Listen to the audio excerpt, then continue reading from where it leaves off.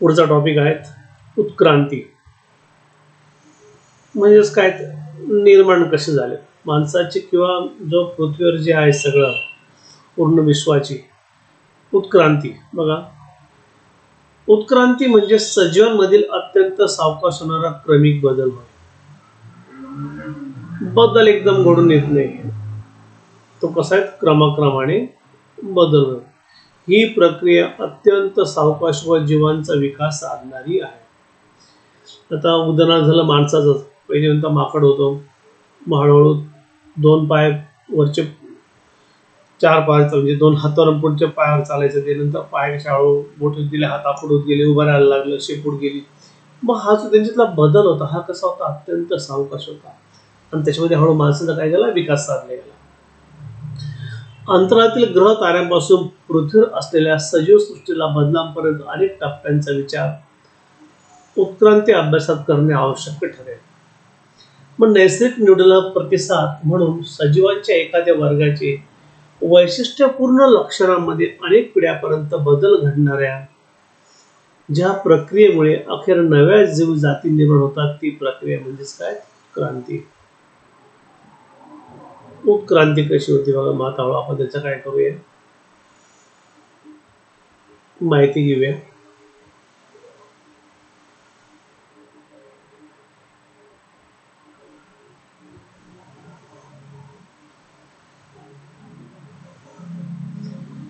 सुमारे 3.5 अब्ज वर्षापूर्वी पृथ्वीवर कोणत्याच प्रकारे जीवन अस्तित्वात नव्हते, काहीच नव्हतं. ॲज इट इज इकडे पाणी होतं.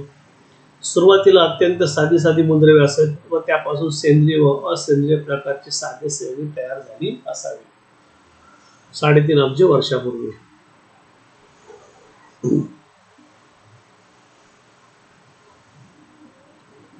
त्यांच्यापासून हळूहळू पहिले काय झाले, साधी संयुगे तयार झाली बघा.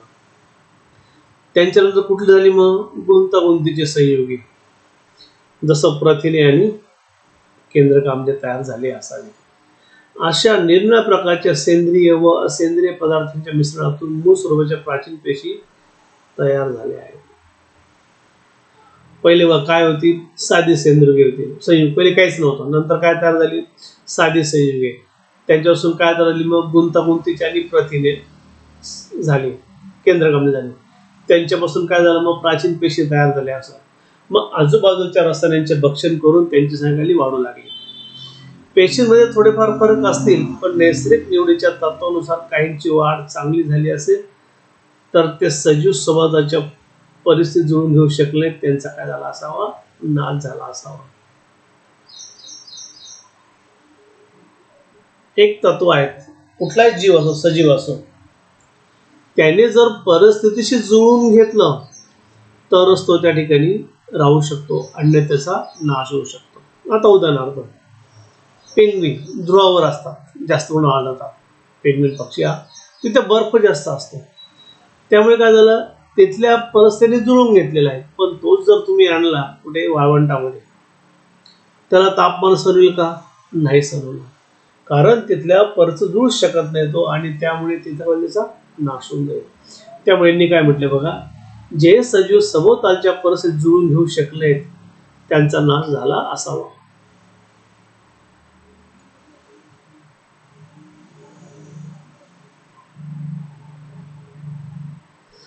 आज मितीला पृथ्वीला वनस्पती व प्राण्यांच्या कोट्यावधी प्रजाती आहेत. त्यांचा आकार, जटिलता यांची व्यक्त आहे. सगळेच प्राणी सारखे आहेत का, नाही. प्रत्येकाचा आकार वेगळा आहे, शरीराची रचना वेगळी, जटिलता वेगळी आहे. प्राण्यांमध्ये सूक्ष्म एकपेशीय अमिबा, पॅरामेशियम पासून ते महाकाय, देवमासा आणि मानव यांचा विस्तार आढळतो. आता हे पॅरामेशियम आणि हे काय, एक पेशी आहे, खूप बारीक. तर देवमासा आणि मानव हे कसे आहेत, तुमचे बहुपेशी आहेत. मग यांचा विस्तार, त्यांच्यातला फरक, त्यांचा आकार, या सगळ्या, त्यांची जटिलता, या सगळ्यांमध्ये कसे आहेत, विविधता आहेत. वनस्पतींमध्ये एक पेशीय क्लोरेला पासून वडाच्या झाडापर्यंत अनेक विविध वनस्पती पृथ्वीवर. तसंच वनस्पती सुद्धा आहे. एक जात आहे का वनस्पतींची, नाही, लाखो जाती आहेत या पृथ्वी तलावर. मग पृथ्वीवरील सर्व ठिकाणी विषुववृत्तापासून दोन्ही ध्रुवापर्यंत सहज असतात आढळते. पृथ्वी आहेत, या विषुववृत्तापासून ह्या ध्रुवांपर्यंत सगळीकडे कसं आहेत तुझे सजीव आहेत, अस्तित्व आहे. हवा, पाणी, जमीन, खडक अशा सर्व ठिकाणी सजीव आहेत. अति प्राचीन काळापासून मानवाला या पृथ्वीवर जीवनाचा जन्म कसा झाला व त्यात विविधता कुठून आली असे याबाबत उत्सुकता आहे. पहिले तर काहीच नव्हतं 3.5 अब्ज वर्षापूर्वी, नंतर साधी संयुगे, मग जटिल संयुगे, असं करत करत करत हा जो बदल आहे सजीवांचा, हा अति प्राचीन काळापासून उगम झाला कसा, त्यात एवढा बदल झाले कसे, हे प्रत्येकाला काय उत्सुकता आहे त्याच्याबद्दल.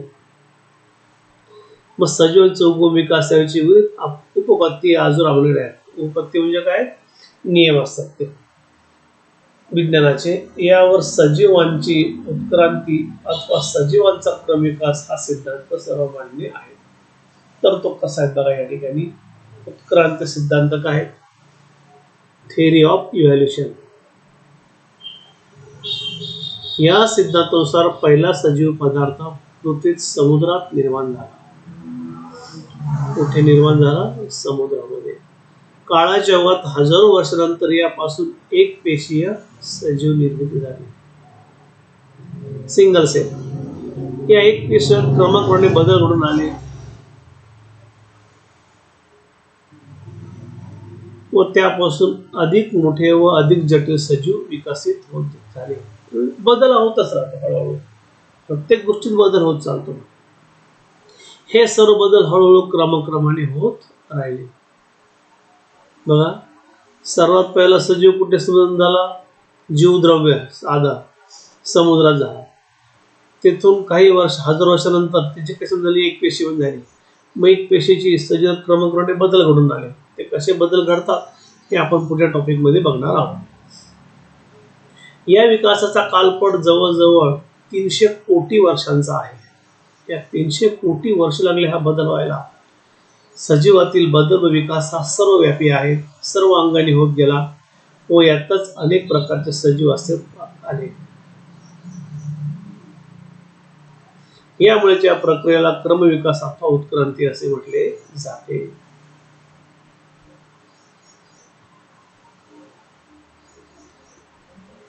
व जी संघटनात्मक उत्क्रांती आहे, भिन्न रचना व कार्य असलेल्या पूर्वजांपासून वनस्पती व प्राण्यांच्या प्रागतिक विकास म्हणजेच काय, उत्क्रांती होय. आता याचे पुढचे काही प्रकार आहेत, ते प्रकार मात्र महत्वाचे आहेत. त्याचे काही पुरावे आहेत, उत्क्रांती झाली कशी, म्हणजे पुरा एव्हिडन्स. वरील सदैकत विचार केला आपण सांगतो की उत्क्रांती म्हणजे सातत्याने होत राहणाऱ्या बदलांची अखंड प्रक्रिया. बदल हे होत राहतील, पण ते सिद्ध करण्यासाठी काय लागतात, पुरावे लागतात. नक्की इथून असा बदल झाला, मग असा बदल झाला, याच्याकरता काय लागतील, तुम्हाला पुरावे लागतील. विज्ञानामध्ये पुराव्याशिवाय प्रयोग सिद्ध करता येत नाही किंवा सिद्धांत देखील मांडता येत नाही. मग वरील सिद्धांतांच्या पुष्टार्थ पुरावे उपलब्ध आहेत, ते पुढील प्रमाणे बघा. आता नक्की निर्माण झाले कसे हे पुरावे. आता बाह्य पुरावे म्हणजे बाहेरून दिसणारे, त्याला म्हणतात मॉर्फोलॉजिकल एव्हिडन्स. याच्यात कृती दिली बघा त्यांनी. पुढील चित्राचे निरीक्षण करून वनस्पतींना चित्रात व प्राणी चित्रात कोणते साम्य नोंद करा. तोंडाची रचना बघा, अशी लांब आहे प्रत्येकाचं. या ठिकाणी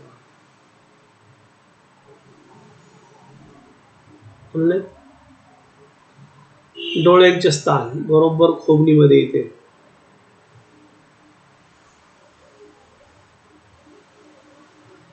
कानांची रचना बघा, कुत्र्या सुद्धा कानाशी या टाईप मध्ये होतो किंवा या टाईप मध्ये, प्रत्येकाच्या कानांची रचना बघा. अंगावरील केस इत्यादी समान वस्तू प्राण्यांमध्ये आढळतात. तसं वनस्पती बघा, पानांचा आकार, शिराविन्यास, यातल्या शिरा ज्या असतील त्या, पानांची रचना इत्यादी समान वस्तू वनस्पती आढळतात.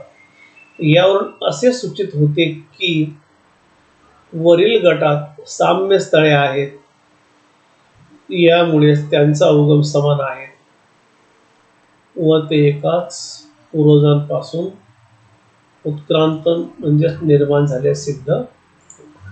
लक्षात. हे तुमचे बाह्य होते, बाहेरून दिसणारे. आता शरीराची रचना नक्की कशी असते बघा.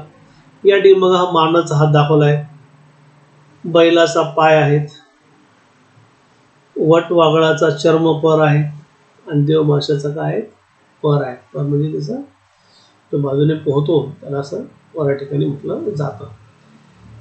याला म्हणतात शरीरशास्त्रीय पुरावे, ॲनाटॉमिकल एव्हिडन्स. शेजारील चित्रांचे काळजीपूर्वक निरीक्षण केल्यास मानवी हात, बैलाचा पाय, वटवागळाचा पंख, देवमाशाचा पर यात वरवर पाहता कोणतेही साम्य नाही. जर तुम्ही असं पाहिलं ॲज इट इज तर तुम्हाला कुठले दिसतं का याच्यामध्ये साम्य नाही म्हटलेलं. आता हे जर पाहिलं इथं बैलाचा पाय जो आहे त्या इंग्लिशमध्ये काय म्हटले, कॅट्स फोरलेग म्हटलेले, म्हणजे मांजराचे पुढचे पाय म्हटलेले आहे. आणि या ठिकाणी काय म्हटले, बैलाचा पाय म्हटलेला आहे. तर तुम्हाला काही साम्य आढळतं का? नाही, वर पाहिलं तर. तसंच प्रत्येकाच्या त्या त्या प्राण्यात असलेले उपयोगी वेगळे आहेत. याचं काम काय, पंख, पर याचा ओढण्यासाठी आहेत, वटवागळाचा उडण्यासाठी आहेत, बैला चालण्यासाठी आहेत, मानाचा हात धरण्यासाठी, बैल असो कॅट्स फोरलेग असो चालण्यासाठी. यांचे प्रत्येकाचा उपयोग कसा आहे, वेगळा आहे. त्यामुळे त्यांच्या रचनेत कसे भिन्नता आहे, परंतु प्रत्येकाच्या अवल्या हाडांच्या रचनेत व हाडांच्या जोडणीत मात्र साम्य आहे. हाडांची जोडणी कशी आहे, खंडित आहे, म्हणजे प्रत्येकाला अशी जॉईन केली बघा.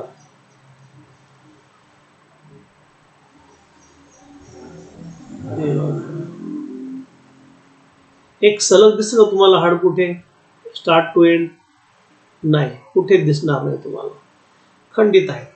मग यावरून काय आहेत,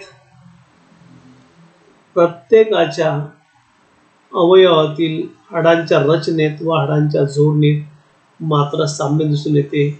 हे साम्य त्यांचे पूर्वज समाजात याकडे निर्देश करते. लक्षात.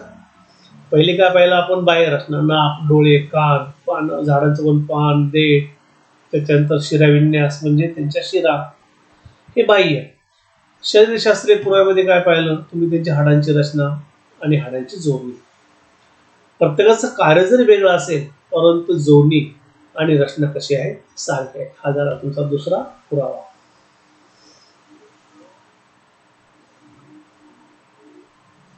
अवशेषांगे, तिसरा मुद्दा आहे तुमचा कुठला आहे, अवशेषांगे आहे.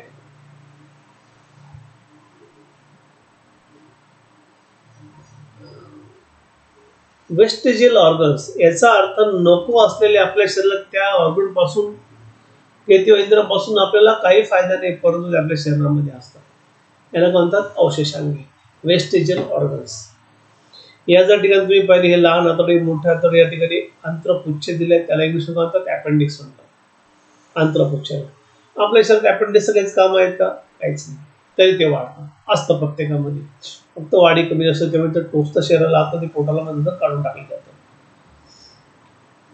तसं अजून पुढे काही उदाहरणं पण दिली बघा. याचं आपण काय करूया, अंडरलाईन करून घेऊ. सजीवांमधील ऱ्हास पावलेल्या किंवा अपूर्ण वाढ झालेल्या निरूपक इंद्रांना अथवा अंगांना काय म्हणतात, अवशेषांगे म्हणतात. काय म्हणतात, अवशेषांगे.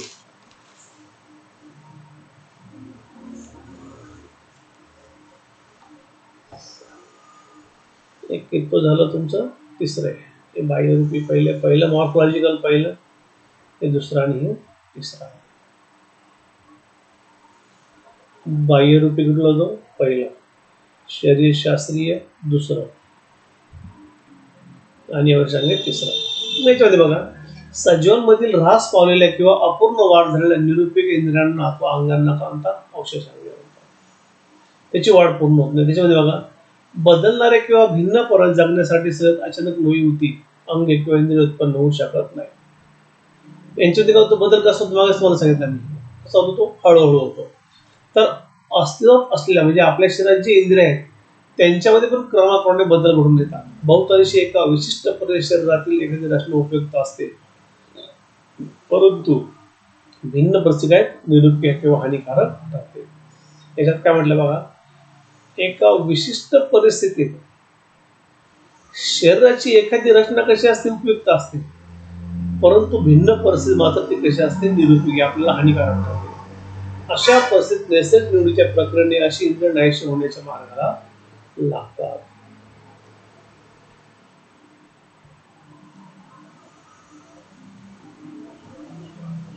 एखादे निरुपयोगी इंद्रिय नाहीसे होण्यास हजारो वर्ष लागतात. आता हे एक आपण उदाहरण घेऊया. या ठिकाणी बघा, या ठिकाणी माकड हाड आहे. पूर्वी आपल्या काळांचा नंतर पूर्व कसे ते माकड होते, त्याचं काय त्याला शेपटी होती. काय होती? शेपटी होती. माणसामध्ये बदल होत गेला प्रत्येक गोष्टीमध्ये, हळूहळू शेपटी होत गेली आणि माकड हाडाचा आकार कसा होत गेला? कमी होत गेला. आता काही उपयोग आपल्या याचा? काही नाही. परंतु त्यांनी काय म्हटले या ठिकाणी बघा, की एखादी निर्मित इंद्रिय नाहीसे होण्यासाठी हजारो वर्ष लागतात. त्याची आकारमान कमी झालेला आहे, शेपटी पूर्ण गेलेली आहे, परंतु ते सुद्धा आपल्या शरीरामध्ये आहे. मग ते काय झालं? तुमचं अवशेषांग झालं. अवशेष म्हणजे उरलेलं अंग बदल होत गेल्यानंतर.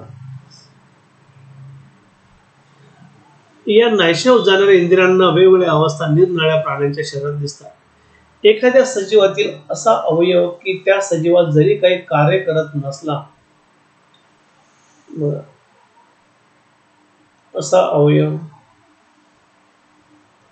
तो आपल्या शरीरात काहीच कार्य करत नाही, तरी दुसऱ्या सजीवाला मात्र तो अवयव कार्य करत असतो. म्हणजेच दुसऱ्या सजीवासाठी कसं आहे? अवशेषांग आहे. माकड हाडाचा निरूप आपलं काय का? नाही, पण ते माकडासाठी कामाचं आहे. तसंच हे अंत्रपुच्छ अपेंडिक्स माणसाला काही कामाचं आहे का? नाही, निरुपयोगी आहेत ते. पण हे रवंथ जे प्राणी करतात त्यांना मात्र ते कसं आहे? उपयुक्त आहेत. रवंथ करणं प्राणी म्हणजे काय? गाय वगैरे ते रवंथ करतात. म्हणजे काय करतात? पहिले खाऊन घेतात आणि नंतर अन्न हळू बाहेर काढून ते बारीक चावतात. हरिण म्हणा, हे जे गवत खाणारे प्राणी ते रवंथ करतात. आणि लक्षात घ्या, रवंथ तोंडातून मिथेन वायू हा बाहेर पडतो. मग याचप्रमाणे मानवाला निरुपयोगी असणारे कानांचे स्नायू माकडांमध्ये मात्र कान हलण्याकरता उपयुक्त आहे. आपल्या कानाचे स्नायू काही कामाचे का आपल्याला? काहीच नाही. कान आपले स्थिर ॲज इट असतात, मात्र माकडाचे कान बघा हलतात. आलं लक्षात? मग हे आपलं निरुपयोगी, माकडासाठी उपयोगी. माकड हाड, अक्कलदाढा, अंगोरड केस इत्यादी मानवाच्या शरीरामध्ये दिसून येतात.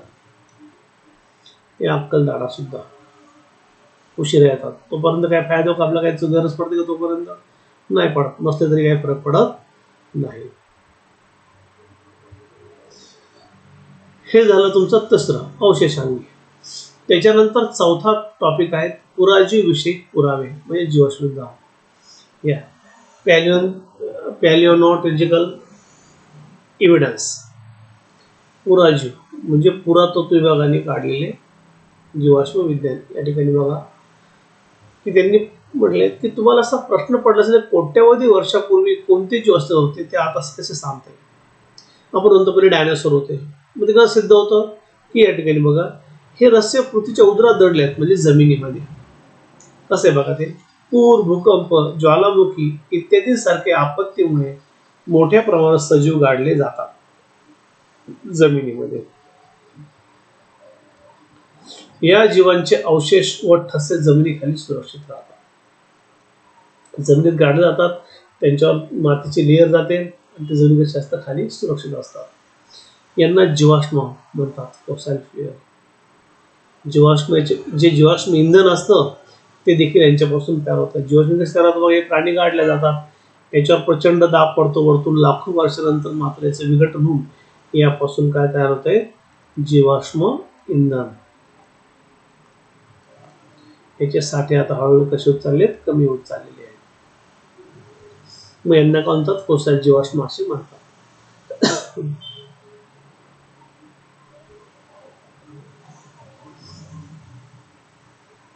जेव्हा प्राणी आता वनस्पती मृत पावतात मरतात तेव्हा त्यांचे कार्बन ग्रहण करणे थांबते. लक्षात घ्या टॉपिक. एखादा प्राणी किंवा वनस्पती मेली तर त्याचं कार्बन ग्रहण म्हणजे शोषण्याचं काम थांबून जातं व त्या क्षणापासून त्यांच्या शरीरातील C14 कार्बन 14चा ऱ्हास ही एक प्रक्रिया काय सतत चालू राहते. त्यांचं कार्बन ग्रहण करण्याची क्षमता थांबते. ज्यावेळेस कार्बन ग्रहण करण्याची क्षमता थांबते त्याच वेळेस C14 याचा ऱ्हास त्यांच्या शरीरातून सतत व्हायला लागतो. गाड्या दाखवून विचारतात किंवा प्रश्न विचार त्याच्यामध्ये. त्याचा C12 हा किरणोत्सारी नसल्याने मृत वनस्पतींच्या किंवा प्राणी यांच्यातील C14 आणि C12 यांचे गुणोत्तर स्थिर राहत सतत बदलते. असं बघा यांचं गुणोत्तर कायम स्थिर राहतं पण हा किरणोत्सारी म्हणजे आपोआप बाहेर पडतो का? नाही. मग मेल्यानंतर हा C14 आहे आणि हा C12 आहे यांचे गुणोत्तर मात्र स्थिर राहत नाही. एखादी वनस्पती किंवा प्राणी मृत झाल्यानंतरचा काळ त्यांच्यातील C14 ची सक्रियता व यांचे प्रमाण चे गुणोत्तर यांचे काढून कालमापन करता येते. बघा आता C14 हा ऱ्हास होतो. मग प्राणी मेला त्याच्यानंतर काय आपला कालांतराने C14 त्याच्यामध्ये किती शिल्लक आहे म्हणजे सक्रिय आणि C14 व C12 यांचे काय गुणोत्तर.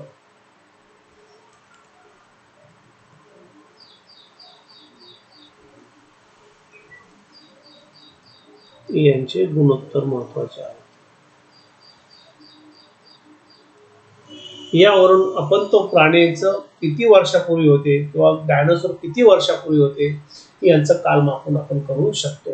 यालाच काय म्हणतात कार्बनी वयमापन असे म्हणतात. याचा उपयोग काय बघा पुरातन अवशेषशास्त्र मानवशास्त्रांमध्ये मानवी अवशेष किंवा जीवाश्म हस्तलिखित यांचा काळ ठरवण्यासाठी होतो. अशा प्रकारे तंत्राद्वारे जीवाश्म कालनिश्चिती केली जाते. त्यांना काल मापनाच्या एका पुस्तकात बसून त्या काळी सजीवांबद्दल माहिती मिळवणे सोपे जाते.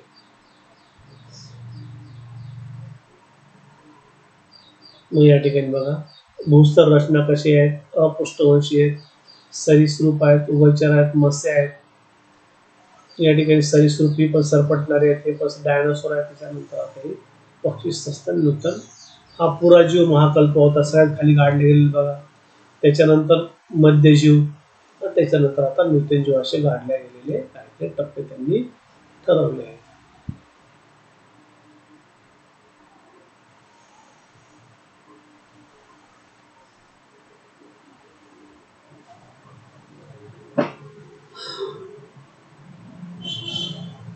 मग काही वनस्पती व प्राणी यांच्यात काही शारीरिक लक्षणे अशी असतात की त्यांच्यावरून त्याच्या दोन भिन्न गटात संबंध जोडता यावा व त्यांना जोडणारे दुवे असतात.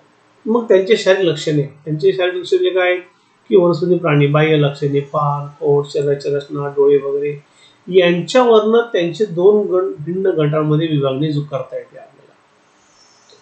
लक्षात समजून घ्या आता दोन प्राणी आहेत एक सिंह आणि हरिण. मग त्यांच्या बाह्य लक्षणाचे दोन गटामध्ये करतात. त्याच्यानंतर पाण्यातले आणि म्हणजे जमिनीवरचे आकाशात उडणारे.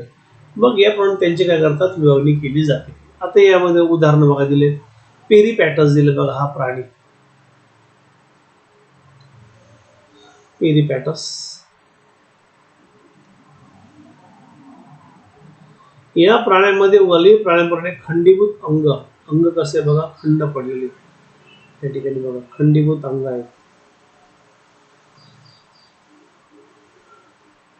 पातळ उपचार वरची त्वचा कशी आहे पातळ चर्म म्हणजे त्वचा. पार्श्वपाद अवयव दिसून येतात पादासारखे भाग पुढचे पार्श्व. तसेच या प्राण्यामध्ये संधिपाद प्राण्यासारखे श्वसन नलिका व खुली रक्तरसता आढळते. यावरून पेरिपॅटस हा ॲनिलिडा म्हणजे संधिपाद म्हणजे कुठले खेकडा व संधिपाद प्राणी या दोघांना कसा जोडणारा दुवा आहे. ॲनिलिडा आणि संधिपाद यांच्या मधला आहे. कारण ह्या त्याच्यामध्ये काय ह्या वर्गाचे ॲनिलिडा आणि संधिपातचे दोन्ही गुण हे पेरिपॅटस मध्ये आहेत, म्हणून यांना जोडणारा काय आता दुवा आहे. तसंच डकबिल प्लॅटिपस